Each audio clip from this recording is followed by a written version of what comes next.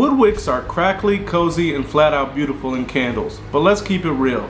They're not perfect. If you're thinking about switching to wood wicks, or maybe you've already started and you're hitting some roadblocks, this video is for you. I've been using wood wicks in my candle business for over a year now, and while I still love them, I've run into a few issues that I wish I knew earlier. This video isn't meant to bash wood wicks. I would still choose them 10 out of 10 times, but nothing's perfect, and I want to help you be prepared. And make sure you stick around to the last one. It's the one that still trips me up to this day.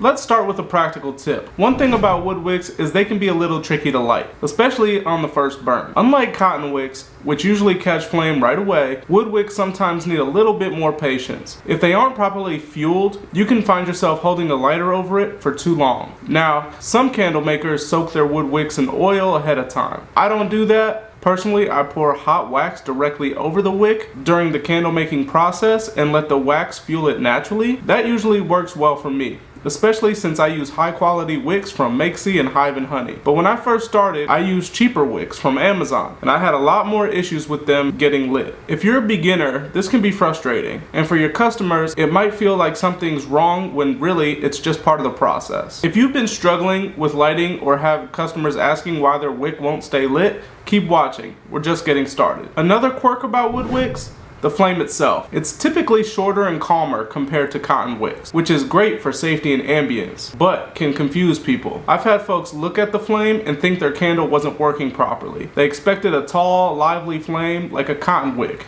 Instead, they're getting a low, flickering flame that barely moves. But that's how wood wicks are designed. They're a little bit more subtle. The bonus is a more controlled burn and less soot, but the visual can throw people off. This is why education is key. When someone buys a candle from me, I try to let them know up front that calm flame is normal. It's not weak, it's just how wood wicks behave sometimes. And if you think that's a little odd, wait till you hear how much more they cost compared to cotton wicks. So let's talk money. I want to quickly tell you about something I'm really excited about. It's called the Night Circle. It's my exclusive YouTube membership for those of you who want to go a little deeper behind the scenes. Inside the Night Circle, you'll get access to exclusive members only videos where upcoming I'll have videos that walk you through my exact suppliers I use for my jars, labels, packaging, stuff I don't normally share publicly, and there will be a lot more coming as well. And these are, again, exclusive to members only. You'll also be invited to our monthly live Q&A sessions where I'll answer your questions in real time and help you level up your own business. Plus, as a member, you'll get priority replies to your comments. So if you ever need support or want feedback, I'll make sure you're taken care of first. Your support through the Night Circle helps me continue making better, more helpful content for this community, and I'd love to have you a part of it. Just hit the join now button and I'll see you inside. Wood wicks aren't just charming, they're also pricier. If you're making candles to sell,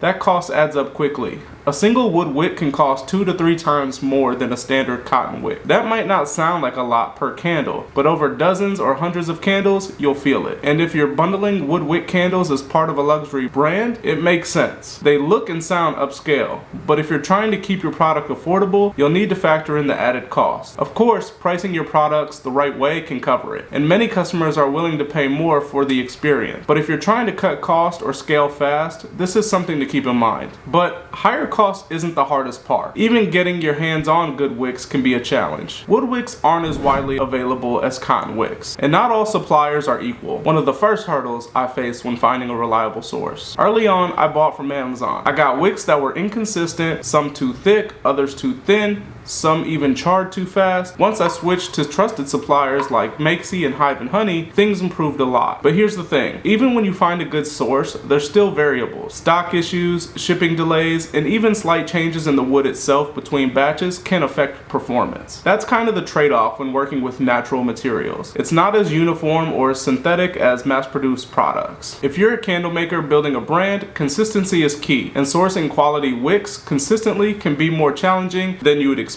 And that leads perfectly into the last and most frustrating con of all. Even when you do everything right, wood wicks can still surprise you. Even when everything else is the same. This one drives me crazy, and I know I'm not alone. You can have 2 candles made with the exact same formula, same wax, same scent, same jar, same wick, and yet One burns a little differently than the other. Maybe one tunnels slightly more, maybe the flame is a little weaker, maybe one burns faster.